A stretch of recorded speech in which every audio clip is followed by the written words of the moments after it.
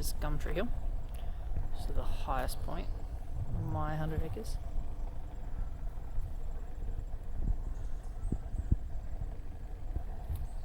I'm at the top at the moment, about the spot where I want to put eventually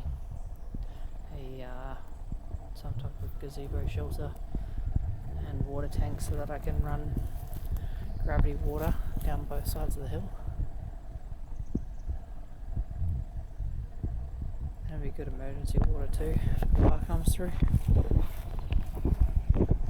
And this is still where it battle axes up to the property, so this is just the left side of the old driveway, and it actually heads down, I don't know if you'll be able to see, but it goes down to the new dam.